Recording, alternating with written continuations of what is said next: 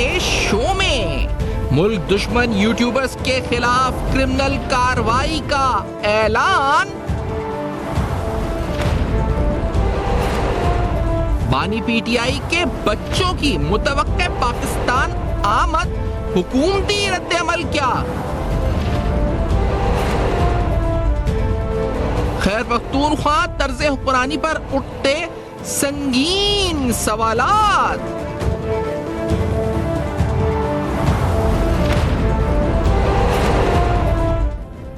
السلام علیکم، پس پردہ حقائق سنسنی خیز انکشافات، پروگرام بے نقاب میں ہوں آپ کے ساتھ سیفان خان۔ ناظرین، جو خیبر پختونخوا میں سیاسی طور پر جو ڈیولپمنٹس ہیں اس پر آنے سے قبل جو ملکی سطح پر ڈیولپمنٹس سے بات کرتے ہیں، سلمان اکرم راجہ صاحب جو ہیں ان کی طرف سے اور پاکستان تحریک انصاف کی طرف سے بار بار اندیا دیا گیا۔ آج پھر انہوں نے کہا جی کہ حق ہے بانی پی ٹی آئی کے بچوں کا کہ وہ پاکستان آئیں اور پاکستان میں کسی سیاسی تحریک میں یا احتجاجی تحریک میں کہ ان کا آئینی حق ہے، اور پھر اس کی انہوں نے مثالیں بھی دی ہیں کہ وہ گاندھی صاحب سے اور پھر اس وقت جو موومنٹس رہی ہیں اس کی کہ رائے اس وقت برٹش راج میں بھی رائے حق حاصل احتجاج کا یا آئینی حق ہے کہ اپنا پروٹیسٹ ریکارڈ کریں کسی معاملے کے اوپر، تو وہ کہتے ہیں جی کہ سب آئینی حق ہے۔ اور دوسرا وہ کہتے ہیں کہ کیونکہ ایک بڑا مسئلہ موروثی سیاست کا ہے، خاندان کا جو انوالومنٹ ہے پاکستان تحریک انصاف، یہ تو وہ جماعت تھی نا جو کہتی تھی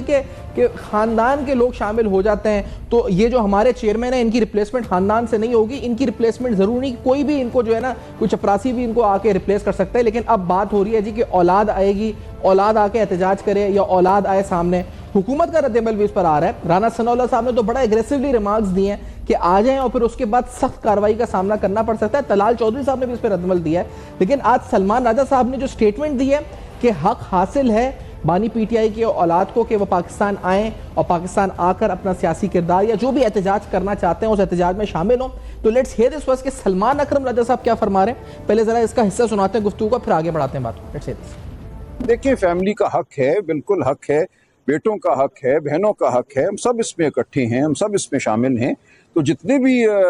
لوگ قانون کے لیے، حق کے لیے، آئین کے لیے باہر نکلتے ہیں وہ اچھی بات ہے۔ محترمہ بے نظیر نے بھی تحریک چلائی، اس کا حصہ رہیں، یہ ہماری ایک روایت ہے اس ملک کی۔ تو اس میں ایسا نہیں ہے کہ ہم نہیں ہیں موجود، لیکن ظاہر ہے عوام کا ایک جذباتی جو تعلق ہے وہ خاندان کے افراد سے، وہ بہنیں ہوں، وہ بیٹے ہوں، وہ ایک اور نوعیت کا ہوا کرتا ہے۔ تو کوئی وجہ نہیں ہے کہ وہ تحریک کا حصہ نہ بنے، ہم ان کے شانہ بشانہ چلیں گے۔ تو دوسری طرف رانا ثناء اللہ صاحب کہتے ہیں وہ آئیں گے تو گرفتار ہوں گے۔ چلیں، ان کی مرضی، ہم دیکھیں گے۔ دیکھیں، ہر ایک کا حق ہے کہ وہ احتجاج کرے، آواز بلند کرے، سڑک پہ چلے، یہ ہمارے آئینی حقوق ہیں۔ لوگ سمجھتے ہیں یہ نہیں ہے، یہ تو انگریز بھی دیتا تھا۔ آپ ہماری پوری جو آزادی کی تحریک ہے اس کو دیکھیں، وہ تحریک اسی قسم کی احتجاجی تحریکوں پر، مارچ کرنے پر، سڑکوں پہ مارچ کرنے پر مشتمل ہے۔ یہ انہوں نے کہا جی کہ آئینی حق حاصل ہے، لیکن انہوں نے ایک بات جو اہم کی کہ خاندان کے افراد شامل، جذباتی تعلق ہے خاندان کا رہنما کے اولاد کے ساتھ یا بانی کے اولاد کے ساتھ، اور اس وجہ سے ان کی سگنیفیکنس الگ ہوگی۔ لیکن یہ یاد رکھیں کہ یہ وہی جماعت ہے جو موروثیت کے یا موروثی سیاست کے یا اولاد کے سیاست میں آنے کے سخت خلاف رہی ہے کہ جی، اور بنیادی آپ کہتے ہیں تو انہوں نے اسی تنقید پر کی ہے دوسری جماعتوں پر کہ فلاں کا بیٹا جی آ گیا، فلاں کی فیملی آ گئی تو یہ کلان چل رہا ہے، یہ تو پولیٹیکل ڈائنسٹی چل رہی ہے، یہ یہاں پر ہم نظام ختم کریں گے، ہم انصاف کا نظام لے کر آئیں گے۔ تو یہ اس کی دھجیاں، یعنی اپنے کہے ہوئے ہی کی دھجیاں اڑا رہے ہیں دراصل، اور وہ کہہ رہے ہیں جی کہ خاندان کو اب کیونکہ جذبات کا معاملہ ہے تو خاندان کو شامل جو ہے ہونا پڑے گا۔ حکومت کا رد عمل، میں نے آپ کو کہا کہ رانا ثناء اللہ صاحب نے کافی ایگریسولی اس پہ ریمارکس دیے تھے کہ آئیں گے تو گرفتاری کا سامنا بھی یا قانونی کارروائی کا سامنا بھی کرنا پڑ سکتا ہے۔ طلال چودھری صاحب جب آج اسمبلی میں تھے، جب وہ نکل رہے تھے، جب طلال چودھری صاحب نے جو گفتگو کی ہے خاص طور پہ بچوں سے متعلق، جب ان سے پوچھا گیا کہ بانی پی ٹی آئی کے بچے پاکستان آنے کا یا متوقع ان کا آنے کی جو پاکستان آنا ہے، اس پر آپ کا رد عمل یا حکومت کا رد عمل کیا ہو سکتا ہے، تو وزیر مملکت برائے داخلہ طلال چودھری صاحب بچوں سے متعلق جو انہوں نے بیان دیے، ذرا سنتے ہیں۔ لوگوں کے بچوں کو سڑکوں پہ اور لوگوں کے بچوں کو وہ کہتے ہیں جی کہ آپ کیلوں والے ڈنڈے لے کر جائیں، اور لوگوں کے بچوں کو وہ کہتے ہیں کہ بھی آپ لانگ مارچ کریں، چڑھائی کر دیں، یہاں پر بغاوت کر دیں، اور اپنے بچے ان کے لنڈن کی ٹھنڈی ہواؤں میں گولڈ سمتھ کے دیے ہوئے بے پناہ پیسے میں وہاں پر عیش کر رہے ہیں۔ تو ان کے بچوں کو آنا چاہیے اور ان کے بچوں کو پتہ چلنا چاہیے کہ ان کے والد نے اس ملک کے ساتھ کیا کھلواڑ کیا ہے، اور بڑی اچھی بات ہے، لیکن یہ آئیں گے نہیں، یہ پیچھے جو سپانسر ہے, جو ایک پوری لابی پوری دنیا میں اس آدمی کو بچانے کے لیے کوشش کر رہی ہے, یہ ان کا پالا ہوا بچہ ہے, انہوں نے اس کو داماد بنایا. پھر یہ اسرائیلی سسرالی جو ہیں, یہ ان کو بڑی اس وقت تکلیف میں ہیں کہ وہ کیوں آج اپنے کیے کی سزائیں بھگت رہا ہے. اچھا, اس کے بعد ناظرین آج سلال چودھری صاحب سے یہ بھی سوال ہو, کیونکہ وزیر مملکت ہیں داخلہ کے, کہ یوٹیوب کے حوالے سے جو 27 چینلز پر, کیونکہ بہت سے لوگوں کو بہت سے حلقوں میں یہ اعتراض بھی ہے کہ یہ فریڈم آف اسپیچ یا فریڈم آف رائٹس کے برخلاف ہے, لیکن یہ یاد رکھیں کہ جو جوڈیشل میجسٹریٹ نے فیصلہ دیا ہے وہ NCCIA کی پوری انویسٹیگیشن کے بعد دیا ہے. اس انویسٹیگیشن میں ثابت ہوا کہ یہ تمام 27 کے 27 چینل زہریلا پروپیگنڈا, ملکی مفاد کے خلاف جانے, ریاست کے خلاف پروپیگنڈا کرنے یا ریاستی اشخاص یا خاص طور پر اسٹیٹ انسٹیٹیوشنز کو عین اس وقت ملائن کرنے میں شامل رہے جب پاکستان حالت جنگ میں تھا, دشمن کے بالکل سامنے کھڑا تھا. عین اس وقت یہ تمام جو چینلز تھے پاکستان کے خلاف پروپیگنڈے میں ملوث تھے, دفاعی لحاظ سے پاکستان کو کمزور کرنے میں, سیاسی افراتفری اور یہ سب پیدا کرنے میں ملوث تھے. تو ایک تحقیق کے بعد ان چینلز کو بین کیا گیا. لیکن آج طلال چودھری صاحب نے اپنی گفتگو میں یہ بھی اندیا دیا کہ ان چینلز پہ جو کارروائی یا جو عدالتی احکامات ہیں اس پر عمل درآمد تو ہوگا, کیونکہ پاکستان میں اس کے قوانین ہیں سائبر کرائم کے, لیکن ساتھ میں انہوں نے یہ بھی کہا ہے کہ ان کے خلاف کرمنل کارروائی بھی ہوگی. زیادہ تر اس میں بھگوڑے ہیں اور ایسے ہیں جو کہ پیسے کمانے کے لیے سب کچھ کر رہے ہیں. لیٹس ہیئر دس کہ طلال چودھری صاحب نے کیا کہا. پاکستان میں ایک قانون ہے, اس قانون کی پاسداری ہونی چاہیے. پوری دنیا میں سائبر کرائم, جو سائبر سیکیورٹی اور باقی سائبر کے متعلق قوانین ہیں. آپ یہ نہیں کر سکتے کہ ہاتھ میں کسی نے موبائل اٹھایا ہوا ہے, کسی کے آپ قتل کا فتویٰ دے دیں, کسی کی آپ اس سر کی قیمت لگا دیں, کسی کو آپ مذہبی طور پہ ایسی کوئی بات کریں کہ اس کی جان کو خطرہ ہو. تو بات یہ ہے کہ آپ انتشار کے لیے یہ موبائل اور سوشل میڈیا استعمال نہیں کر سکتے. پوری دنیا میں اس کے ریگولیٹ کرنے کے قانون ہیں, پاکستان میں بھی ہیں. انہی قوانین کے تحت یہ سب کچھ چل سکتا ہے. جو ان قوانین کے تحت اپنے وی لاگ کرتا ہے, سوشل میڈیا اکاؤنٹس پہ جاتا ہے, بالکل ان میں سے تو بیشتر کو سنا ہی نہیں گیا. وہ کہہ رہے ہمیں بلا کے ہماری بات تو سن لیتے ہیں, ہماری ویڈیوز بتائیں. زیادہ تر بگوڑے ہیں, یہ سوشل میڈیا سے پیسے کمانے کے لیے سنسنی پھیلاتے ہیں, سنسنی پھیلا کے ریٹنگ بڑھاتے ہیں. مجھے یہ بتائیں آپ کے وہ لوگ جو ناظرین, یہ یوٹیوبرز کے حوالے سے انہوں نے کہا جی کہ کرمنل کارروائی, انہوں نے اس کے بعد جو لفظ کہے تھے کہ کرمنل کارروائی ہوگی ان کے خلاف. یہ صرف یہ ایکشن نہیں کہ ان کے اکاؤنٹس بلاک ہوں گے, بلکہ کرمنل کارروائی کا قانون کے تحت آغاز ہوگا. یہ بھگوڑے ہیں, ان کے خلاف کرمنل ایکشن جو ہے وہ according to the laws of Pakistan وہ کیا جائے گا, یعنی پینل کوڈ جو کہتا ہے وہ ہوگا, یا جو آپ کے پاکستان الیکٹرانک کرائم ایکٹ کے تحت جو اقدامات ہیں وہ ان کے خلاف قانونی طور پر قانونی چارہ جوئی ان کے خلاف ہوگی. دوسرا اہم مسئلہ جس طرح میں نے کہا کہ خیبر پختونخوا میں گورننس کا ہے. آج ایک تقریر کی علی امین گنڈا پور صاحب نے, وزیر اعلیٰ خیبر پختونخوا نے, اور اس تقریر میں حیران کن طور پر انہوں نے خیبر پختونخوا کے ایک حلقے کا ذکر کیا جہاں پر عرصہ دراز سے کوئی کالج نہیں ہے, یعنی تعلیم کا نظام مخدوش ہے. انہوں نے ذکر کیا اس کا, انہوں نے کہا جی کہ وہاں پر کالج نہیں ہے. میں آپ کو سناؤں گا, ایک بریک لیتے ہیں, بریک کے بعد آتے ہیں. ہمارے ساتھ گیزی موجود ہوں گے تفصیلات سے ملکی سیاست پر مجموعی طور پر اور خیبر پختونخوا کی سیاست اور گورننس پر بھی بات کریں گے. ایک بریک لیتے ہیں, بریک کے بعد آپ کے ساتھ ہمارے ساتھ.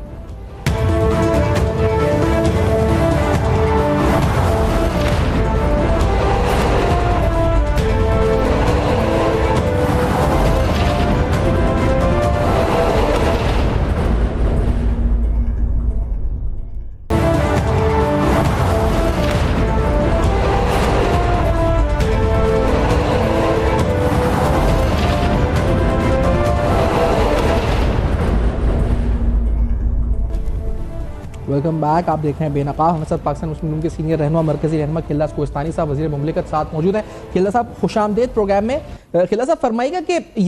یہ نیا جو اس وقت ہم کیا کہ شوشہ کہیں یا پھر سیاسی اس وقت چال کہیں, یہ جو بانی پی ٹی آئی کی اولاد کا تذکرہ ہو رہا ہے کہ وہ پاکستان آئیں گے, آپ کا رد عمل کیا ہے, اور کیا آپ کو لگتا ہے آئیں گے یا پھر یہ بات ہے خالی کر دی گئی ہے؟ خلداس صاحب دیکھیں, اگر بانی پی ٹی آئی کے بچوں کو اپنے والد سے کوئی اٹیچمنٹ تھی یا ہمدردی تھی تو وہ جیل میں ان سے ملنے ضرور آتے. وہ نہیں آئے میرے خیال میں آج تک, تو کوئی بھی کوشش بھی انہوں نے نہیں کی جس طرح ان کے فیملی کے، ان کے پارٹی کے رفقا وکلا ہزاروں کی تعداد میں ملاقاتیں کر چکے ہیں، تو انہوں نے کبھی بھی یہ بہتر نہیں سمجھا کہ وہ آئیں اور آ کے ملاقات کریں۔ اور جو بات میں سمجھتا ہوں اگر وہ پاکستان آتے ہیں، وہ جو سو کال تحریک کا کرنا چاہتی ہے پی ٹی آئی، اس میں آ کے شامل ہونا چاہتے ہیں یا ان کو لیڈ کرنا چاہتے ہیں، پہلے تو یہ موروثی سیاست کے مخالف ہوتے تھے، اور کسی کی بیٹی، کوئی بھائی، کسی کا بیٹا اگر کوئی جماعت میں ہوتا ہے تو ان کو بڑا اعتراض ہوتا تھا۔ اور اب جب وہ کہہ رہے ہیں کہ وہ آئیں گے، احتجاج میں شامل ہوں گے، تو بالکل پاکستان کے قوانین کے مطابق ان کو جو ہے پھر کل کوئی اس تحریک میں، جس طرح انہوں نے 26 نومبر کو ایک فساد اور ایک انتشار اور ایک اسلحے کی اور طاقت کی بنیاد پہ ہمارے سپاہیوں کو، ہمارے جوانوں کو زخمی کیا، حملہ آور ہوئے، اسی طرح وہ ہمیشہ ان کا ریکارڈ رہا ہے ان کی جماعت کا کہ وہ اب جب بھی آتے ہیں کوئی نہ کوئی جو ہے فساد برپا کرتے ہیں۔ اگر اس میں وہ آ کر بیٹھتے ہیں تو اس کے نتائج بھی جو ہوں گے، یا جو تحریکوں میں یا احتجاج میں جو تکالیف ہوتی ہے، یا گرمی برداشت کرنی پڑتی ہے، یا ڈنڈے برداشت کرنے پڑتے ہیں، یا وہ جو ان کے چیف منسٹر نے جو اعلان کیا ہوا ہے کہ میں اس دفعہ اسلحہ لے کے آؤں گا، اور میں جیسے پہلے انہوں نے کہا تھا کہ ہم جو ہے کفن باندھ کے آئیں گے، تو جو یہ جو ملیٹنٹ ٹائپ کی ایک تحریک ہمیشہ انہوں نے کوشش کی ہے، کیا اس کے نتائج جو ہوتے ہیں وہ یہ برداشت کر سکیں گے اس کے بچے؟ تو ان کو ذہنی پھر پاکستان کے قوانین کا جو ہے اس کا سامنا کرنا پڑے گا۔ صحیح، یعنی آپ کہہ رہے ہیں ویلکم ہے، آئیں پاکستان، لیکن پھر پاکستان آئیں گے تو پاکستان کے قوانین کا سامنا کرنا ہوگا، اس میں کوئی رعایت یا ایگزیمشن آپ کے لیے نہیں ہوگی کہ آپ اس کی اولاد ہیں یا کسی کے بچے ہیں یا کسی کے نہیں ہیں، یہی بات ہے مطلب ریاست کی پالیسی؟ نہیں، دیکھیں اگر وہ آتے ہیں، اپنے والد کے ملنے پہلے بھی پاکستان آتے رہے ہیں، مجھے اس پہ میری ذاتی رائے ہے کہ مجھے کوئی اعتراض نہیں ہے۔ اگر وہ احتجاج میں شریک ہوتے ہیں تو میں سمجھتا ہوں وہ بھی آ کے کر سکتے ہیں، مگر مقصد جو سینیریو ہے سامنے، وہ ان کا جو ماضی ہے اس کا وہ سامنا کر سکیں گے نہیں کر سکیں گے، میں یہ صرف کہہ رہا ہوں کہ اگر وہ کر سکتے ہیں تو آ جائیں، اگر جیل برداشت کر سکتے ہیں تو آ جائیں، اگر وہ جو ان کی پارٹی کرنا چاہتی ہے اس قسم کا احتجاج، اس میں شامل ہونا، یہ ان کی مرضی ہے۔ ٹھیک ہے، یہ ان کی مرضی، ان کی چوائس ہے۔ اچھا، یہ جو آپ نے موروثی والی بات کی، ہم نے بھی یہ اعتراض اٹھایا تھا۔ اچھا، سلمان رائے صاحب کا ہم نے ایک کلپ سنا دیا اس سے پہلے، اس میں جو ان کے الفاظ ہیں، جب صحافی نے ان سے پوچھا کہ موروثی والی بات پہ، تو انہوں نے کہا کہ جو پارٹی کی لیڈرشپ ہوتی ہے اس کے خاندان سے جذباتی تعلق ہوتا ہے جو پارٹی کے کارکنوں کا، اس لیے یہ حق بھی ان کو حاصل ہے کہ وہ آئیں کسی تحریک میں، اور دوسرا کیونکہ ان کی انسیت اور جذباتی ایک ان کی انکلائنیشن ہوگی تو وہ پارٹی کارکن چاہیں گے کہ وہ آئیں۔ تو یہ تو سالوں سے خلاف بولتے رہے، کبھی جو ہے وہ بلاول صاحب کے، کبھی مریم نواز صاحبہ کے، کہ یہ اولاد آ گئی تو کس حق سے آ گئی، تو یہ اب جذباتی تعلق کہاں سے، یہ کون سے تعلق کی بات کر رہے ہیں جو اب آ گیا اچانک سے؟ دیکھیں، ہم نے تو کبھی بھی اعتراض نہیں کیا۔ آپ اس ریجن کی پوری سیاست دیکھیں، گاندھی خاندان دیکھیں، بھٹو خاندان دیکھیں، نواز شریف صاحب خاندان دیکھیں، جو بنگلہ دیش میں دیکھیں، یہ بالکل ہوتا رہا ہے، اور لوگ بھی جو ورکر ہیں یا جو سپورٹر ہیں، وہ میں تو کبھی خلاف نہیں ہوں۔ ظاہر ہے وہ ہم سمجھتے ہیں کہ اگر نواز شریف صاحب ہے، وزیر اعظم شہباز شریف صاحب ہیں، مریم نواز ہے، حمزہ ہے، تو کارکن کا جس پہ اعتماد ہو، ووٹر جس پہ متفق ہو، وہی لیڈر بنتا ہے پارٹی کا۔ اب جو جس جماعت نے جدوجہد اس کے خلاف کی ہو، جو ہمیشہ دوسروں پہ الزام لگاتے ہو، دوسرے کو برا بھلا کہتے ہو کہ بھئی وہ بیٹے کے غلام ہیں، وہ اب بیٹی کے غلام بنیں گے، یہ اب ہمیں بتا دیں کہ پی ٹی آئی کے ورکر اب قاسم کے اور سلیمان کے جو پاکستان دور اب ان کے غلام بنیں گے۔ اب یہ مکافات عمل ہے، جو انہوں نے کہا ہے وہ ان کو سامنا کرنا پڑا ہے، منہ کی کھانی پڑی ہے، اور یہ بھی ہوگا، دیکھ لیں گے یہ سارے جو ہیں، آج علیمہ جو اس کی بہن ہے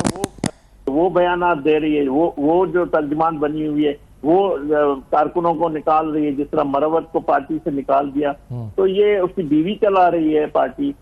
اور اس کا الگ دھڑا ہے, اس کی بہن کا الگ دھڑا ہے, تو یہ دھڑوں میں تقسیم کی ہوئی جماعت, اب بیٹے آئیں گے ایک دھڑا وہ بھی بن جائے گا. تو مقصد ہمیں اس پہ اعتراض نہیں ہے کہ وہ آتے ہیں کیا کرتے ہیں, ہم صرف یہ سمجھتے ہیں کہ جو احتجاج کا طریقہ کار ہے وہ ان کا پرتشدد رہا ہے, وہ اسلحے کے بنیاد پہ ملیٹنٹ جس طرح کرتے ہیں اس طرح کی طرز سیاست ان کی اب رہ گئی ہے. 9 مئی جس طرح کیا,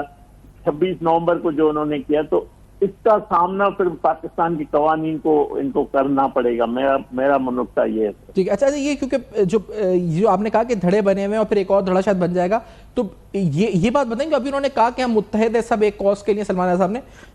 واقعی میں حقیقی طور پہ دیکھا جائے تو پارٹی اب تتر بتر تو ہو چکی ہے. آپ کو لگتا ہے کہ یہ کوئی اسٹریٹ پاور رکھ سکتے ہیں کہ اتنی کہ کوئی تحریک بنا سکیں, اتنی اسٹریٹ پاور, یا دوسری بات اتنی بارگیننگ پوزیشن بھی اب ہے مذاکرات کے حوالے سے؟ بطور ایک سیاسی تجزیہ نگار آپ کا تجزیہ اس پہ. دیکھیں, جو بانی پیٹیا ہے ایک انا پرست, ایک ذات میں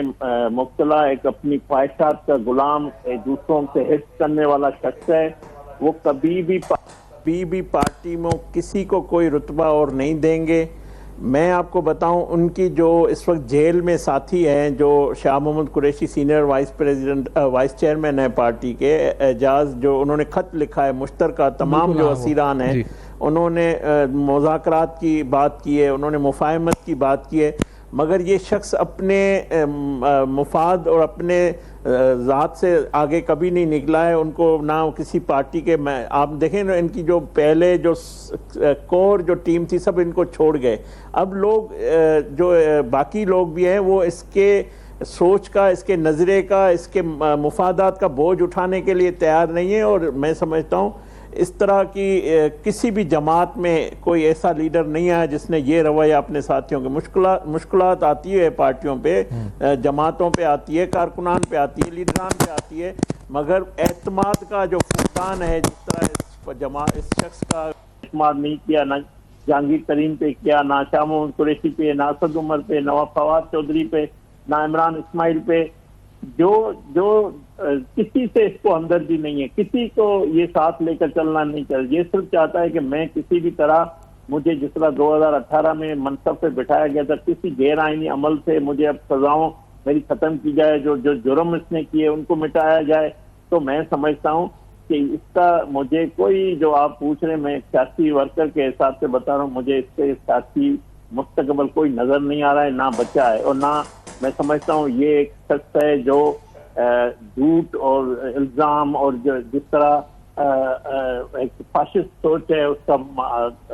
ایک وہ دھنی ہے. اور میں سمجھتا ہوں اس کو جب سارے دوست پارٹی کے رفقا چھوڑ جاتے ہیں تو پھر کیا آرگنائزیشن ایسے تو نہیں چلی ہے, ایک شخص کے تو نہیں چلے گی نا. ظاہر لوگ چاہیے اس کے نظام کو, پارٹی کو چلانے کے لیے. اس وقت کوئی پارٹی کا آپ دیکھیں کوئی کسی کی نہیں چل رہی ہے, نہ چیئرمین جو بیرسٹر گوہر صاحب ہے, نہ اس کی چل رہی ہے, نہ پارلیمانی لیڈر کی چل رہی ہے, نہ جیل میں بیٹھے ہوئے ان کے ساتھیوں دوسروں کی چل رہی ہے. تو یہ اسی طرح اس جماعت کا مستقبل بچا ہے. صحیح, ایک بریک لیتے ہیں. کھیلدار صاحب ساتھ موجود ہیں, اہم ترین سوالات خیر پختونخوا کی سیاست پہ بھی آئیں گے. علی امین گنڈا پور صاحب نے چیلنج دیا تھا کہ کوئی آ کے حکومت گرائے, وہ چیلنج سنائیں گے کھیلدار صاحب کو, ان کا رد عمل لے کے ایک بریک ہے تو ہمارے ساتھ رہیے.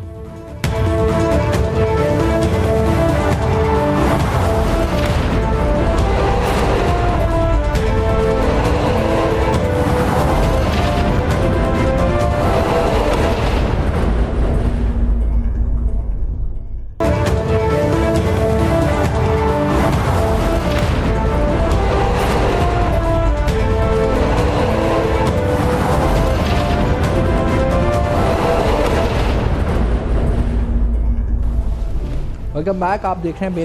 نقاب میں اہم ترین سوالات. بانی پی ٹی آئی کے بچوں کی متوقع پاکستان آمد, حکومتی جماعت کا رد عمل اس پر کیا ممکنہ ہو سکتا ہے, کھیلدار صاحب نے بڑا خوبی سے بیان کیا. اچھا یہ خیر پختونخوا کی سیاست پر سے پہلے علی امین گنڈا پور صاحب نے چیلنج دیا تھا کہ حکومت کوئی ان کی گرا کے دکھائے, ذرا وہ ریکیپ ذرا اس کا دکھا دیتے ہیں. کچھ دن پہلے کا بیان تھا, پھر کھیلدار صاحب کا رد عمل اس پہ لیتے ہیں. لیٹس ہیئر دس کہ انہوں نے جو چیلنج دیا تھا کہ آ کے کوئی ہمت کرے, حکومت گرا کے دکھائے عدم اعتماد کے حوالے سے. لیٹس ہیئر دس. میں ایک واضح پیغام دیتا ہوں، جتنی بھی یہ ریاست ہے، اس کے ادارے ہیں، میں کھلا چیلنج دے رہا ہوں آپ کو کہ جتنا زور آپ نے لگانا ہے لگا لو. اب آپ کو لگانا پڑے گا. آئینی طریقے سے تو آپ یہ گرا نہیں سکتے، غیر آئینی طریقے سے تو آپ نے مارشل لا بھی لگائے ہیں اس ملک میں، گورنر راج بھی لگانا ہے، وہ بھی غیر آئینی کام ہے، آپ لگا لو. آپ کنوکشن کر کے ہمارے سارے بندوں کو جیلوں میں ڈال دو، یہ بھی غیر آئینی کام آپ کر لو. لیکن کہ تمہارے میں اگر زور ہے سیاسی طور پر، عمران خان کی امانت مجھ سے گروا لی یا آپ نے اس حکومت کو ٹبل کر کے دکھا دیا تو میں سیاست چھوڑ دوں گا. اب تکڑے ہو جاؤ، ساری پارٹیاں بھی تکڑی ہو جاؤ، سارے ادارے بھی تکڑے ہو جاؤ. ہمارے ماشاءاللہ ٹائم ٹیسٹڈ لوگ ہیں، لیکن آپ یہ نہیں کر سکتے کیونکہ آپ کی اتنی اوقات نہیں ہے. اب میں یہ لفظ استعمال کر رہا ہوں آپ کے لیے، آپ کی اتنی اوقات نہیں ہے. یہ جو کھیلنا تھا اس میں جو ایک دو لفظ ہیں، ہم ٹائم ٹیسٹڈ لوگ ہیں، پھر انہوں نے کہا آپ تیاری پوری پکڑ لو، پوری طاقت لگا دو. تو پہلے تو یہ کس کو کہا جا رہا ہے اور آپ نے بطور نون لیگ کیا اخذ کیا اس بیان سے؟ جو شخص بول رہا ہے اس کی اوقات پوری قوم کو پتا ہے کہ اس کی جو بول رہا ہے، جو بڑکیں مار رہا ہے، اس کی بڑکیں لوگوں نے پہلے بھی دیکھی اور 20 چوک سے 26 نومبر کو بھاگتے ہوئے بھی دیکھا ہے، اور اس کی اوقات پتا ہے. اور ان کو یہ بھی معلوم ہونا چاہیے کہ 10 اپریل 22 میں جو پی ڈی ایم نے کیا پارلیمنٹ کے اندر اکثریت سے آئینی طریقے سے اس کو پرائم منسٹر کو ہٹایا، جو وہ کہتا تھا میں آخری گیند تک کھیلوں گا، کچھ نہیں ہوگا، جس طرح وہ بڑکیں یہ آج یہ اس کا سی ایم مارا ہے، یہی باتیں وہ کر رہا تھا. تو قوم نے دیکھا، اب دنیا نے دیکھا کہ پہلی دفعہ پاکستان میں ایک جمہوری طریقے سے ایک آئین کے مطابق ایک نو کانفیڈنس موو میں اپوزیشن کو کامیابی ہوئی، اور ہم نے ان کے اقتدار میں ان کو سینیٹ کی الیکشن میں قومی اسمبلی میں اکثریت ہوتے ہوئے بھی ہرایا. یہ بھی قوم نے دیکھا ہے. تو میں سمجھتا ہوں یہ جب اپوزیشن وہاں کی جو ہے، جہاں ایم پی ایز ہیں کے پی کے اسمبلی کے، وہ جب سمجھیں گے کہ ہمیں کوئی اس طرح جمہوری عمل کرنا ہے، آئینی عمل ہے، وہ کرنے کے لیے وہ فیصلہ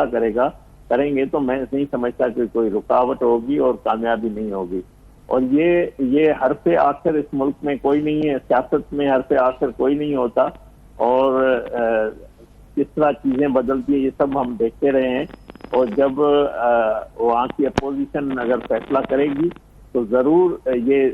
سی ایم بھی گھر جائے گا. لیکن آپ کو لگتا ہے یہ ایسا فیصلہ ہونا چاہیے؟ یہ کیونکہ بہت سے تجزیے یہ بھی ہیں کہ کہیں سیاسی شہید بننے کا موقع نہ مل جائے اگر ایسی کوئی صورتحال ہوتی ہے تو. یہ تو نہیں بنیں گے، کیونکہ یہ جو ان کی نالائکی کا بوجھ ہے جو کے پی کے کی عوام اٹھا رہی ہے، تنگ آ چکی ہے. جو آپ آئے دن سوات کا جو ثانیہ ہوا ہے یا دہشت گردی ہے، جو اس کا کردار ہے حکومت کے عمل میں، تو میں سمجھتا ہوں وہاں کی عوام بڑی تنگ ہے، وہاں کے ایم پی ایز اس سے تنگ ہے. تو اگر وہ محسوس کرتے ہیں تو یہ ان کا جمہوری حق ہے، وہ ادا کر سکتے ہیں کہ کسی بھی وقت، اور کوئی دیر نہیں لگے گی. اس ملک میں آپ نے دیکھا بلوچستان سینیٹ میں ہماری اکثریت تھی، یہی جماعت تھی، انہوں نے اقلیت میں تبدیل کی تھی. آپ کو یاد ہوگا کہ حاصل جو جیسے جمہوری لیڈر کو شکست ہو گئی، ہماری اکثریت کو اقلیت میں تبدیل کر دیا گیا. مگر یہاں پہ تو ظاہر ایک ایم پی ایس چاہیں گے، وہ فیصلہ کریں گے تو یہ اس کو ہٹا سکتے ہیں، کوئی اتنی بڑی بات.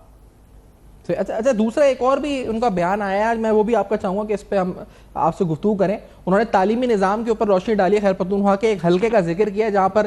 کہ وہ کہتے ہیں کہ کالج ہی نہیں ہے کوئی، اور وہ کہتے ہیں جوتے مارنے چاہیے ان کو جو اس حلقے کو دیکھ رہے تھے. پہلے ذرا سنتے ہیں کہ کیا کہا گنڈا پور صاحب نے، پھر ہم سوال پوچھیں گے کہ جوتے کس کو پڑھنے چاہیے. دراصل لیٹس ہیئر دس کہ کیا کہا کیا تھا انہوں نے. لیٹس ہیئر دس گنڈا پور صاحب. آپ کے کالجز کا ہم نے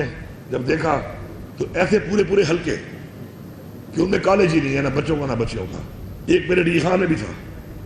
پورا حلقہ ایک ہے کہ جس کے اندر کالج ہی نہیں ہے، نہ لڑکوں کا نہ لڑکیوں کا. اب یہ پی اے کا حلقہ ہے جس کی آبادی لاکھوں میں ہوتی ہے، اور اس پورے اتنے بڑے حلقے میں اتنا بڑا ایریا ہوتا ہے، اور ایک بھی کالج نہ ہو، تو میرے خیال میں جوتے مارنے چاہیے ان لوگوں کو کہ جو اس حلقے کے نمائندے بن کے جیتتے رہے ہیں. دعوے تو ہم سارے بڑے کرتے ہیں نا، جو بھی کھڑا ہوتا ہے وہ جی میری حکومت میں یہ تھا تو میں نے یہ کیا تو میں نے وہ کیا. میں آپ کو ایگزیکٹ فگر بتا رہا ہوں، گراؤنڈ کی اور بتا رہا ہوں، آپ اس کو ویریفائی کر سکتے ہیں. ایک تو میرے ڈی خان میں تھا ایک حلقہ ایسا کہ کالج ہی نہیں ہے اس میں. جی تو یہ خلدا صاحب اس کا ذمہ دار کون ہے کہ اگر کوئی حلقے میں کالج نہیں ہے کسی ایک حلقے میں، اور 12 سال سے تو انہی کی حکومت ہے پی ٹی آئی کی یہاں پر، پھر یہ کس کو کہہ رہے ہیں کہ اس کے نمائندے کو جوتے پڑھنے؟ تو دراصل میں کچھ سمجھا نہیں اس بیان سے، آپ کو اگر سمجھ میں آیا ہو؟ دیکھیں یہ جماعت جو ہے ایک دوسرے کے جو مخالف بن چکے ہیں، وزراء ان کے سی ایم اور ایم پی ایز اس میں، اور جو آپ نے درست فرمایا 12 سال سے اقتدار میں خود بیٹھے ہوئے ہیں، پی ٹی آئی کی حکومت ہے، پی ٹی آئی کی حکومت ہے، اور گورننس کا حال جو ہے انتہائی جو ہے خراب ہے، وہاں پہ بیڈ گورننس ہے، کرپشن ہے، تو اس کا ذمہ وار آج کا وقت کا سی ایم ہے اور کوئی نہیں ہے، اور یہ ذمہ واری ان کی بنتی ہے۔ چیف منسٹر اس قسم کی گفتگو، جوتے مارنا، کوئی بھی عمل ہو، کوئی نااہلی ہو، نالاکی ہو، قانون ہاتھ میں لینا، جوتے مارنا، یہ کرنا، تو اس قسم کی گفتگو یہاں جو یہ کہہ رہا تھا کہ میں اب آؤں گا اسلحہ لے کے آؤں گا، پہلے کہتا تھا کفن باندھ کے آؤں گا، مروں گا یا ماروں گا، تو یہ بیسیکلی جو اس کی میں سمجھتا ہوں جو پی ٹی آئی کے اندر سے اس کے خلاف مخالفت ہے، یہ شاہ سے شاہ کا زیادہ وفادار بننا چاہتا ہے، تو یہ کوشش کر رہا ہے، مگر میں سمجھتا ہوں پی ٹی آئی میں اس کی شدید مخالفت ہے، ایم پی ایز میں بھی، اور میں آپ کو بتاؤں جو آخری ان کا اجلاس ہوا تھا اس میں 32 سے زیادہ ایم پی ایز اس پہ نہیں آئے تھے، عدم اعتماد کا اظہار کیا تھا، تو میں جو آپ کو بات کہہ رہا ہوں کہ ایم پی ایز اگر چاہیں گے تو یہ کرسی پہ نہیں رہے گا سی ایم کی، اور یہ آپ کا آئینی حق ہوگا، یہ کوئی غیر آئینی اقدام نہیں ہوگا اگر ایسا کرتے ہیں آپ لوگ، سپورٹ ہوتی ہے اس کو؟ تو بالکل بالکل، اگر کسی بھی اسمبلی میں اکثریت سے کوئی نو کانفیڈنس مول آتا ہے، وہ کامیاب ہوتی ہے، وہ آئینی عمل ہے، اور میں سمجھتا ہوں کوئی بھی غیر آئینی کام نہیں ہے، نہ ہم گورنر رول لگانے جا رہے ہیں، نہ کوئی غیر آئینی کام، حالانکہ آئینی طریقے سے گورنر رول بھی لگ سکتا ہے، مگر ہم کوئی ایسا اقدام نہیں کریں گے، مگر اگر وہاں کے ایم پی ایس مل کر، جس میں مسلم لیگ نون کے ہیں، جے یو آئی ایف کے ہیں، پیپلز پارٹی کے ہیں، اے این پی کے ہیں، ایون ان کے اپنے اگر اس تعداد میں نکلتے ہیں تو یہ ہو سکتا ہے اس کے اندر سے خود ہی اس جماعت اس کے ایم پی ایز کریں، تو یہ وہ کر سکتے ہیں، اس کو آئینی حق ہے۔ صحیح۔ اچھا کہتے صاحب یہ بتا دیں کہ آج ایک اور اہم ترین معاملہ تھا، کل 27 کے قریب یوٹیوب چینلز پر پابندی جوڈیشل میجسٹریٹ نے لگائی، این سی سی آئی اے کی انویسٹیگیشنز تھی نیشنل سائبر کرائم ایجنسی کی، اور اس کے بعد اس پر اطلاق ہوا۔ آج وزیر مملکت برائے داخلہ طلال چودھری صاحب نے اس پہ کمنٹس دیے تھے، ہم نے کچھ دیر قبل ابتدائیے میں اپنے سنائے تھے وہ کمنٹس، تو اس میں طلال چودھری صاحب یہ فرما رہے تھے کہ یہ جو معاملہ ہے اس پر ایکشن بھی بنے گا، یہ بھگوڑے ہیں یہاں سے پاکستان سے ڈالر کمانے کے لیے انہوں نے ایسی کام کیے۔ دوسرا انہوں نے کہا ان کے خلاف کرمنل ایکشن بھی ہوگا، کرمنل کاروائی بھی ہوگی۔ تو میں آپ سے پوچھنا چاہوں گا پہلے کہ ان چینلز کے بلاکیٹ پر بہت سے لوگ یہ کہہ رہے ہیں کہ freedom of speech, freedom of rights یا اسپیچ کے حوالے سے بات کر رہے ہیں، اپنا موقف دیجیے گا اس پر، اور آپ کو کیا لگتا ہے کہ کرمنل ایکشن بھی ہونا چاہیے ان پہ؟ دیکھیں طلال چودھری صاحب نے بالکل درست فرمایا، وہ ہمارے وزیر داخلہ مملکتی وزیر ہے، اور انہوں نے ورژن جو ہے حکومت کا وہ دیا ہے۔ اب کسی کو یہ اجازت نہیں ہے اپنے اداروں کے خلاف، اپنی فوج کے خلاف، اپنے ملک کے خلاف، اپنے پاکستان کے خلاف، اور بھارت کا بیانیہ اٹھا کر چلانا، انتشار پھیلانا، جھوٹی خبریں پھیلانا، یہ کوئی قانون دنیا میں اور بھی کہیں اجازت نہیں ہے۔ جس طرح یہ کرتے آ رہے ہیں، جس طرح انہوں نے پاکستان کو کمزور کرنے کی کوشش کی، مگر اللہ کا شکر ہے پاکستان آج دفاعی طور پہ بھی، صفاتی طور پہ بھی، معاشی طور پہ بھی بہت مضبوط ہوا ہے، اور پاکستان ایک جو معیشت ہے وہ اچھے درست سمت میں جا رہی ہے۔ دنیا نے ہمیں ہمارے موقف کو تسلیم کیا ہے، اور میں سمجھتا ہوں اس قسم کے بگوڑے ہو یا جو بھی صحافی کا یہ کام نہیں ہے کہ وہ جھوٹ پھیلائے، شرانگیزی پھیلائے، جس سے جو ہے تقسیم ہو، جس سے ملک کو نقصان ہو، اداروں کو نقصان ہو، ہمارے دشمن کو فائدہ ہو، تو یہ صحافت نہیں ہے۔ میں سمجھتا ہوں یہ اپنے ڈالر کے لیے، اپنے پیٹ کے لیے نقصان دینا ہے قوم کو، ملک کو، تو یہ کوئی قانون جو ہے کہ اگر دنیا میں کہیں اور بھی میں سمجھتا ہوں ہر جگہ پہ قوانین موجود ہے، پاکستان میں بھی قوانین موجود ہے، اور اس پہ عمل درآمد ہونا چاہیے۔ ٹھیک ہے، ہم ایک بریک لیتے ہیں، اس بریک بعد واپس آتے ہیں تو کچھ معاشی خبریں بھی شامل کریں گے، معاشی تجزیہ بھی حاصل کریں گے، اس میں خلدا صاحب بھی ساتھ ہیں، فقط ماشاء اللہ۔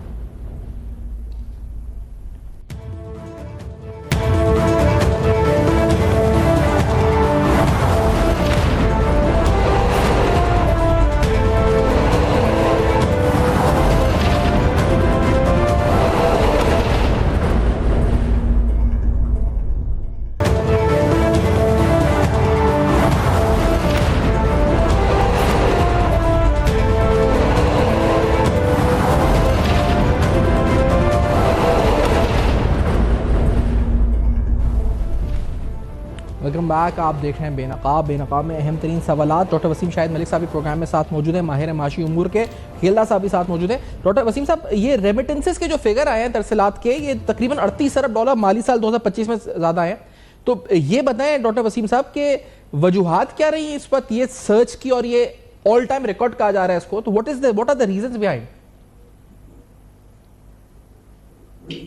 جی, اس میں کوئی شک کہ جو اس وقت اس سال کی ریمیٹنسز تھیں تقریباً $38 بلین, یہ پچھلے سال 31-32 بلین ڈالر کے قریب تھی. تو یہ ایک ریکارڈ ہے, جب بھی اتنی زیادہ ریمیٹنسز نہیں ہوئی. اس کی بہت ساری ریزنز ہوتی ہیں. پہلی ریزن ہے کہ جب آپ کے ملک میں آج سے تقریباً 2 سال پہلے تک ایک بہت یہ فیلنگ تھی, ایک جنرل لوگوں کا یہ آبزرویشن تھی کہ شاید پاکستان ڈیفالٹ کر جائے گا, جس کی وجہ سے جو لوگ پاکستان میں تھے وہ سرمایہ باہر رہے تھے, اور جو باہر تھے وہ محتاط ہو گئے اور انہوں نے پیسہ پاکستان میں نہیں بھیجا. لیکن چونکہ اب میکرو اکنامک انڈیکیٹرز کافی امپروو ہوئے ہیں, انفلیشن ریٹ نیچے آ گیا, ایکسچینج ریٹ 1 سال سے اسٹیبل ہے. اس کے علاوہ ساری چیزیں جیسے آپ کی انفارمل اور فارمل مارکیٹ کے درمیان جو بہت بڑا گیپ ہوا کرتا تھا, روپے تک کا بھی گیپ چلا گیا تھا 2022 میں, وہ اب گورنمنٹ نے جو ہے وہ کبھی $1, $2, $3 کے تقریباً گیپ رہتا ہے ایکسچینج ریٹ کا. تو اس کے علاوہ گورنمنٹ نے بہت سارے انسینٹیو دیے ہیں لوگوں کو. تو اس میں بہت ساری چیزیں ہوں گی. تھوڑا سا کانٹیکسٹ وسیم صاحب بتا دوں اور لنک کر دوں اسے. تو ہم یہ ابھی ہم نے آپ کو ناظرین خبر دی تھی کہ 27 یوٹیوب چینلز کے حوالے سے, یہ خبر آپ نے خود سنی بھی ہوگی, تجزیہ بھی سنا, حکومت کا رد عمل بھی سنا کہ ان کو بین کر دیا گیا. ان یوٹیوب چینلز پہ جن پر پابندی اور جن پر اب کرمنل ایکشن کی بات ہو رہی ہے, انہوں نے یہ کردار بھی ادا کیا تھا کہ پاکستان کے ڈیفالٹ اور معاشی ڈیفالٹ کے حوالے سے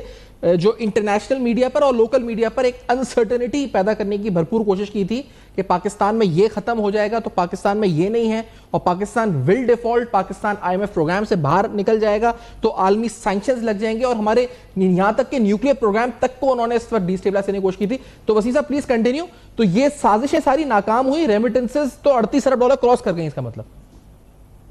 جی بالکل, اور بڑا انفارچونیٹ ہے کہ کوئی بھی سیاسی پارٹی ہو, اس سے غرض نہیں کہ کون سی پارٹی ہو, پوائنٹ یہ ہے کہ میں ایز پروفیشنل کہہ رہا ہوں کہ کوئی بھی سیاسی پارٹی ہو جب اپوزیشن میں ہو, اگر وہ ملک کے مسائل کے اوپر اپنی سیاست کرے تو یہ ایک افسوسناک. پوائنٹ یہ ہے کہ ہمارے یہ بہت ساری چیزیں ہوتی ہیں. ایک چیز یہ بھی اس سکتی ہے کہ جن لوگوں نے بہت عرصہ تک اپنی 1 سال 1.5 سال یہ اس کشمکش کا شکار رہے کہ پاکستان نہ کر جائے, اور انہوں نے پیسہ کیا, تو اب ان لوگوں نے بھی پیسہ واپس بھیجنا شروع کیا, تو نیچرلی ایک جمپ آئے گا پچھلے سال کے مقابلے میں. اور اس میں بھی کوئی شک نہیں ہے. دیکھیں کچھ چیزیں ایسی ہوتی ہیں جو ریالٹی ہوتی ہے, آپ اس سے انکار نہیں کر سکتے. جیسے اگر میں ایز اکانومسٹ اس پچھلے سال کی اکنامک پرفارمنس کو ایویلویٹ کروں, اس میں کوئی شک نہیں ہے کہ ہماری GDP گران امپلائمنٹ کے انڈیکیٹرز بہت کوئی امپروو نہیں ہوئے, لیکن بہت سارے انڈیکیٹرز امپروو ہوئے بھی, جیسے انفلیشن ریٹ نیچے آیا ہے, ایکسچینج ریٹ سٹیبل ہے, آپ کا جو کرنٹ اکاؤنٹ ڈیفیسٹ ہے وہ پچھلے سال ڈیفیسٹ تھا سرپلس میں چلا گیا ہے, آپ کا جو پرائمری فسکل سرپلس ہے وہ پچھلے سال کے مقابلے میں, پرائمری بجٹ ڈیفیسٹ پچھلے سال کے مقابلے میں کم ہوا ہے. اس کی وجہ سے آپ کی جو انٹرنیشنل ریٹنگ ایجنسیز ہوتی ہیں جو آپ کی ڈیٹ ڈیفالٹ کی حساب سے رینکنگ کرتی ہیں, وہ رینکنگ تقریباً نے امپروو کر دی ہے پاکستان. تو جب یہ ایجنسیز اپنی یہ ریٹنگز امپروو کریں گی تو ڈیفینیٹلی پھر پاکستان اپنا بندہ جو پاکستان سے باہر ہے وہ بھی پاکستان میں اپنے پیسے واپس بھیجے. اس میں ایک چیز اور بھی ہے کہ یہ جب پچھلے عرصے میں ڈیفالٹ کی باتیں ہوئی اور بہت زیادہ انسرٹینٹی, تو اس کا ایک اثر یہ بھی ہوا کہ بہت زیادہ پاکستانی باہر بھی گئے, کئی مین باہر گئے, کئی لوگ وہ ورکرز باہر گئے, یعنی کہ ان کی ایک تعداد میں بہت بڑا اضافہ آیا ہے. اس کی وجہ سے بھی ریمیٹنسز بڑھ گئی. پھر اگر آپ انٹرنیشنل جو گلوبل اکانومی ہے, اکانومی میں بھی اس سال پچھلے سال کے مقابلے میں نسبتاً بہتری رہی, آلدو ابھی گلوبلی اکنامک کوئی پرفارمنس بہت اچھی نہیں ہے جس طرح اس کا اپنا ایک نارمل لیول پہ ہوتی ہے, لیکن پچھلے سال کے مقابلے میں اگر دیکھیں تو وہ امپروو ہوئی. اب ہم اگر باہر کام کر رہے ہیں اور باہر کی اکانومیز امپروو کر کچھ بھی, تو وہ ڈیفینیٹلی اس کا اثر ہماری اکانومی کے اوپر بھی پڑے گا. اچھا ہم یہ کہیں کہ ڈسپائٹ کے بھرپور کوشش تھی کچھ ایسے پارٹیز کی, کچھ ایسے ویسٹڈ انٹرسٹ کی, کچھ یوٹیوبرز کی کہ وہ ثابت کر سکیں کہ پاکستان کی معیشت میں جان نہیں ہے, لیکن ہم یہ کہہ سکتے ہیں کہ یہ high remittances they are showing کہ کانفیڈنس ہے اکانومی میں, لوگوں اس پر عالمی لوگوں کو کانفیڈنس ہے پاکستان کی معیشت پر, پالیسیز پر. جی بالکل کہہ رہے ہیں, پاکستان میں ایک بالکل کانفیڈنس ہے. ایون جب یہ برے حالات 2022 میں اور فسکل ایئر 23 تک رہے, تو اس وقت بھی ہم لوگ تو اس کو ایز پروفیشنل ہر جگہ یہی بتاتے تھے کہ پاکستان میں پاکستان کے کرنے کے چانسز کم ہیں یا نہیں ہیں, اور پاکستان نے ڈیفالٹ کیا بھی نہیں. تو کوئی بھی اگر پاکستان کی ڈیفالٹ کی بات کرتا ہے, انفیکٹ پاکستان کے ساتھ اس کی ہمدردی نہیں ہوتی, کوئی بھی ہو, کوئی بھی سیاسی پارٹی ہو. تو پوائنٹ یہ ہے کہ اگر آپ ٹیکنیکل گراؤنڈز پہ جائیں, ایک ہوتا ہے کہ چلے پالیٹکس میں جو بھی ہوتا ہے, میں تو اتنا کہوں گا کہ کوئی بھی پارٹی اپوزیشن میں ہو, کم از کم وہ پاکستان کی معیشت کے اوپر, پاکستان کے اٹامک پروگرام کے اوپر یا ان چیزوں کے اوپر اپنی سیاست نہ کریں. لیکن اگر آپ پروفیشنلی مجھ سے پوچھیں گے تو اس وقت بھی ہماری کیلکولیشن یہی تھی کہ پاکستان ڈیفالٹ نہیں کرے گا, اور پاکستان الحمدللہ ڈیفالٹ نہیں کیا. اور اب تو بہت حالات بدل گئے ہیں, اب تو لوگوں کو ڈیلی کانفیڈنس ہے. اور یہ جب یہ دنیا کی ہر اکانومی میں ہوتا ہے کہ جب اکانومیز اپنے سلو ڈاؤن سے نکلتی ہیں تو پھر ان کے اندر ایک چینج آتا ہے. ابھی پچھلے سال پاکستان کی G D P growth rate 2.7% رہی ہے, اس میں اگلے سال 3% پلس میں جانا ہے, پھر یہ اگلے سال 4%, 5% تک جائے گی. تو اب امپروومنٹ آہستہ آہستہ آتی رہے گی, جس کی وجہ سے اب جن لوگوں نے پاکستان میں سرمایہ کرنا تھا وہ اب اگلی کیلکولیشن ڈیفینیٹلی دیکھیں گے. ہماری اپنی کیلکولیشن یہ ہے کہ ان چینلز کے اوپر یوٹیوب کے یا ایسے عناصر جو تھے بار بار اعلان کرتے تھے کہ ہم 15 دن میں, 20 دن میں, 1 مہینے میں یا 2 مہینے میں ہم ڈیفالٹ خدا نخواستہ کر جائیں گے, جو کہ حقائق کے بالکل برعکس تھا. اور اس پر آپ دیکھ سکتے ہیں کہ لوگوں نے یقین بھی نہیں کیا, ریمیٹنسز بڑھ گئے, کانفیڈنس گین ہوا. ہم نہیں کہہ رہے بہت اچھی معاشی کارکردگی رہی, نہیں رہی معاشی کارکردگی اچھی, نمبر شاید اتنے اچھے نہ ہو, لیکن اتنے برے نہیں تھے جتنے پورٹرے کیے جا رہے تھے. جو کوشش کی جا رہی تھی دکھانے کی دنیا کو کہ ہم تباہ ہو گئے, ختم ہو گئے, اور پھر دشمن بھی اس کا فائدہ اٹھا رہا تھا. آپ یقین کریں کہ جب بھارت پاکستان کی جنگ عین اس وقت تھی, اس وقت بھارتی میڈیا کہہ رہا تھا کہ ان کے پاس ٹینکوں میں پیسے, آئل ڈالنے کے پیسے نہیں ہیں. یعنی انہی ہمارے جو اس وقت ملک دشمن عناصر تھے, انہی کی بدولت تو یہ ان کے پاس خبریں ایسی الٹی سیدھی پہنچی کہ ان کے پاس پیٹرول کے پیسے نہیں ہیں, تو یہ ٹینک میں فیول نہیں ڈال سکتے, تو یہ جنگ لڑ نہیں سکتے, ان کی کیپیسٹی 3 دن کی ہے, 4 دن کی ہے, 3 دن میں یہ ختم. تو سر یہ ساری دشمن تک بھی تو انہوں نے اطلاعات لکھ طرح سے, اچھا ہی ہوا دشمن ہمیں انڈر اسٹیمیٹ کرتا رہا, اور الحمدللہ ہم نے اس کو منہ توڑ جواب بھی دیا اور اس کے دانت بھی کھٹے کیے. بالکل آپ کی بات صحیح ہے. دیکھیں جب ہم یہ کہتے ہیں کہ یہ انٹرنیشنل ریٹنگ ایجنسیز یا فلاں جو ایک بہت بڑی نیوز ایجنسیز ہے, اس نے یہ بات کی ہے کہ پاکستان کے پاس جو ہے وہ اتنی ڈالرز نہیں ہیں, یا یہ کام کرنے ایسے نہیں ہیں, یا 1 ہفتے کی امپورٹس کے پیسے رہ گئے ہیں, تو ایک چیز بنیادی طور پہ ہر بندے کو سمجھنی چاہیے, وہ یہ کہ جب انٹرنیشنل ایجنسیز کی بات کرتے ہیں, چاہے وہ یو ایس بیسڈ ہو, چاہے وہ یورپ کے کسی کنٹری میں ہو, وہاں کرتے تو لوگ ہی کام ہے, اور ڈیفینیٹلی ہمارے ممالک کے لوگ بھی وہاں کام کر رہے ہوتے. تو یہ ایک نیچرل باعث ہوتا کہ اگر بھی ملک کی بات آئے گی تو میں اپنے ملک کی کروں گا. تو اس کا مطلب یہ ہے کہ ایجنسی میں بھی بندہ بیٹھا ہے جو ہمارے دشمن ملک سے تعلق رکھتا ہے, تو وہ تو کوئی بھی ایسا ہنٹ چاہیے ہوگا, چاہے وہ غیر مصدقہ ہی ہو, چاہے کیسا بھی ہو, تو ایٹ لیسٹ ایک ایویڈنس مل جاتا ہے کہ بھائی پاکستان کے اندر سے یہ آوازیں آ رہی ہیں کہ پاکستان کے اندر جو خزانہ ہے وہ خالی ہے, ہمارے پاس کسی چیز کی کوئی اماؤنٹ نہیں ہے. تو میں یہی بار بار کہتا ہوں کہ کبھی بھی ہمارے پالیٹکس, سیاست جو ہے وہ معیشت کے اوپر نہیں چاہیے اور پاکستان کی سالمیت کے اوپر نہیں کرنی چاہیے. تو اس کا, اور یہ میں آپ کو کہوں کہ جو آپ نے حقائق کی بات کی وہ ڈیفینیٹلی اسی طرح ہے, کیلکولیشنز کرنی پڑتی ہیں, اس میں کوئی شک نہیں ہے کہ ہمارے ایکسچینج ریزروز انتہائی کم رہ گئے تھے ایک زمانے میں, لیکن وہ بہت جلد ریکور ہونا شروع ہو گئے.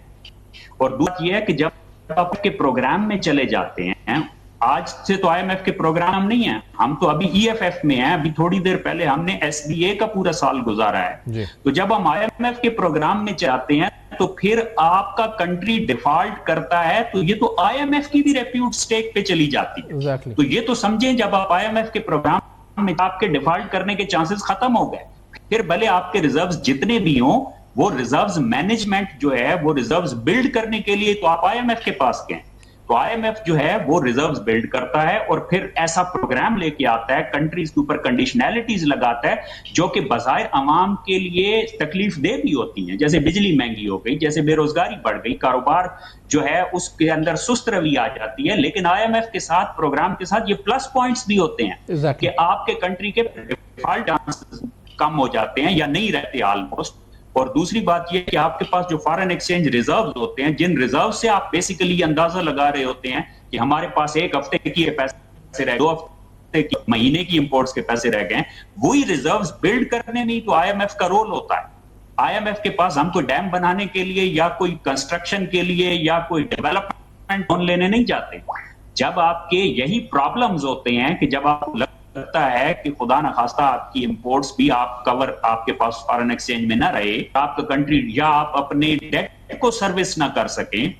تو اس صورت میں تو آئی ایم ایف کے پاس جاتے ہیں. تو جب آئی ایم ایف پروگرام میں چلے گئے پھر ڈیفالٹ کی بات ہی کیا ہے, پھر تو اگلی بات کرنی چاہیے کہ اب ہم آئی ایم ایف پروگرام میں ہیں. اب کیونکہ اس کو صرف سمرائز اگر ہم کریں, اور امید یہی ہے کہ ایسے عناصر کے خلاف کرمنل کوڈ آف کنڈکٹ کے تحت جو پاکستانی قوانین ہیں وہ کارروائی ہوگی انشاءاللہ, تاکہ جس پر ہم نے پروگرام کے ابتدائی میں کھلدا صاحب سے بھی گفتگو کری اور ڈاکٹر وسیم صاحب سے بھی کہ اصل حقائق کیا تھے اور پکچر کیا پورٹرے کی جا رہی تھی, ریمیٹنسز میں گروتھ ہوئی ہے, کیا وجوہات ہیں اس کی, کیا یہ اعتماد کا اظہار ہے پاکستان کی معاشی پالیسیز کے اوپر اوورسیز پاکستانیز کا. یہ سارے سوالات اٹھائے. For your feedback you can write us on Facebook, emails and X. یہ سب آپ کے سامنے فلیش کر رہے ہیں, دیکھتے رہیے گا. اب تک اپنا بہت خیال رکھیے.